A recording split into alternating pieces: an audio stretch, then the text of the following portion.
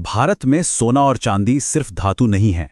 ये हमारी परंपरा का, हमारी संस्कृति का और एक तरह से फाइनेंशियल सिक्योरिटी का प्रतीक है। लेकिन जमाना बदल गया है और इनके साथ ही इन कीमती धातुओं में निवेश करने के तरीके भी पूरी तरह से बदल गए हैं। तो चलिए आज इसी पर बात करते हैं कि आज के दौर में सोने चांदी में स्मार्टली कैसे इन्वेस्ट किया जाए। तो असल सवाल यही है, क्या आज भी ज्वेलरी या सिक्के बिस्कुट खरीदना ही सबसे अच्छा ऑप्शन है, या फिर इस डिजिटल दुनिया में हमारे पास कुछ बेहतर, कुछ ज्यादा स्मार्ट विकल्प आ गए हैं? चलिए मिलकर इसी सवाल का जवाब ढूंढते हैं ताकि निवेश का एक सही फैसला लिया जा सके। ठीक है, तो शुरुआत करते हैं सबसे पुराने और शायद सबसे भरोसेमंद तरीके से, मतलब सोना या चांदी को फिजिकली खरीदना और उसे अपने पास रखना। ये वो तरीका है जो हमारी पीढ़ियों से चला आ रहा है। तो जब हम फिजिकली सोना चांदी खरीदने की बात करते हैं तो हमारे सामने दो ही रास्ते होते हैं। एक तो है कि शुद्ध 24 कैरेट के सिक्के या बार खरीद लिए जाएं, और दूसरा, जो भारत में शायद सबसे ज्यादा पॉपुलर है, वो है गहने बनवाना। देखिए, गहनों से एक इमोशनल जुड़ाव तो होता ही है, पर अगर सिर्फ इन्वेस्टमेंट के नजरिए से देखें तो ये एक महंगा सौदा बन जाता है। क्यों? क्योंकि इस पर 10 से 25% तक का मेकिंग चार्ज लग जाता है। वहीं दूसरी तरफ सिक्के या बार जो हैं वो प्योर इन्वेस्टमेंट है। इन पर चार्जेस कम होते हैं और इनकी कीमत बाजार के भाव के बिल्कुल करीब होती है। लेकिन फिजिकल सोना चांदी रखने में कुछ बड़ी दिक्कतें भी हैं। सबसे पहले तो इसे रखें कहाँ, मतलब स्टोरेज की टेंशन, फिर चोरी का डर हमेशा बना रहता है, और ऊपर से खरीदते वक्त जीएसटी जैसे एक्स्ट्रा खर्चे भी होते हैं जो आपकी इन्वेस्टमेंट की लागत को और बढ़ा देते हैं।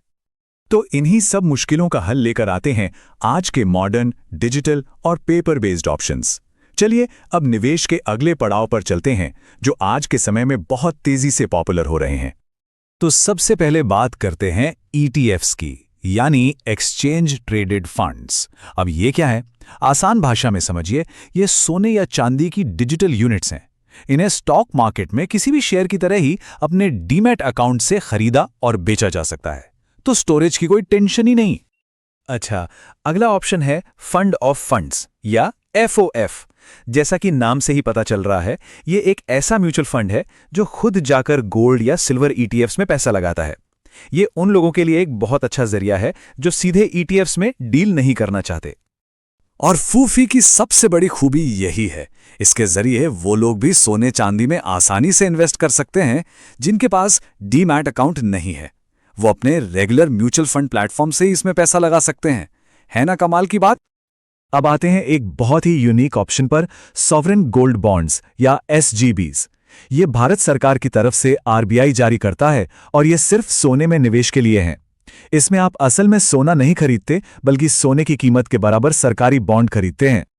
और SGBs को जो चीज सबसे खास बनाती है वो है ये 2.5% का सालाना ब्याज। सोचिए, सोने का भाव बढ़ने पे जो फायदा होगा वो तो है ही, उसके ऊपर से ये ब्याज भी मिलता है। ऐसा किसी और गोल्ड इन्वेस्टमेंट ऑप्शन में नहीं होता। SGBs के बारे में कुछ और बातें जानना जरूरी है।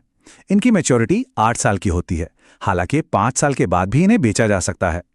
कोई स्टोरेज कॉस्ट नहीं है, और सबसे बड़ी बात, अगर आप इसे पूरे 8 साल तक रखते हैं तो जो भी कैपिटल गेन होगा उस पर कोई टैक्स नहीं लगता। एक और बहुत ही फ्लेक्सिबल और आसान तरीका है डिजिटल गोल्ड और सिल्वर।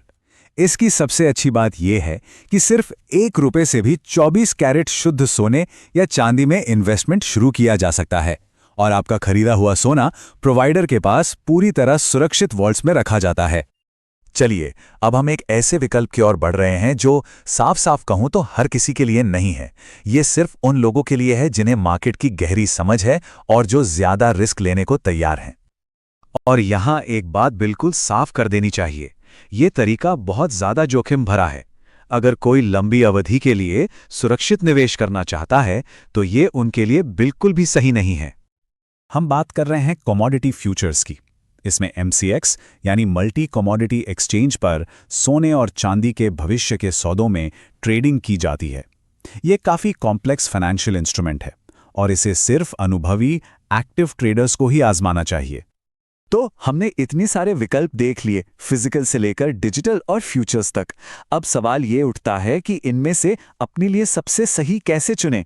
चलिए एक फटाफट तुलना करके इसे समझते हैं। इस टेबल को देखिए, ये सारी कहानी साफ कर देती है। अगर लिक्विडिटी की बात करें, यानी कितनी आसानी से कैश में बदल सकते हैं, तो ETFs और फ्यूचर्स बेस्ट हैं। लागत के मामले में SGBs का कोई मुकाबला नहीं।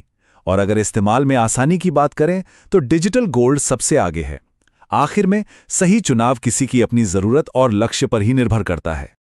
तो इस पूरी बातचीत से 3 जरूरी बातें निकल कर आती हैं। पहली, गहने इमोशंस के लिए हैं। अगर वेल्थ बढ़ानी है तो ETFs और डिजिटल गोल्ड जैसे ऑप्शन बेहतर हैं। दूसरी, अगर लंबे समय के लिए निवेश करना है तो SGBs और ETFs सबसे ज्यादा फायदेमंद साबित हो सकते हैं। और तीसरी, सबसे जरूरी बात, डाइवर्सिफिकेशन, यानी सिर्फ सोने चांदी में ही नहीं, अलग अलग जगह निवेश करना जरूरी है। तो फिर अपने पोर्टफोलियो का कितना हिस्सा इसमें लगाना चाहिए? ज्यादातर एक्सपर्ट्स की राय है कि कुल निवेश का लगभग 5 से 15% हिस्सा सोने और चांदी में रखना एक अच्छा आइडिया है। ये मार्केट के उतार चढ़ाव के समय आपके पोर्टफोलियो को एक तरह का सहारा देता है और एक अच्छा बैलेंस बनाता है। तो अब जब सारे विकल्प सामने हैं तो सोचने वाली बात यह है कि एक निवेशक के पोर्टफोलियो में इन कीमती धातुओं की जगह क्या होगी। क्या ये एक सेफ्टी नेट का काम करेंगे या फिर वेल्थ बढ़ाने का एक जरिया बनेंगे? इसका जवाब हर किसी के अपने फाइनेंशियल गोल्स में छुपा है।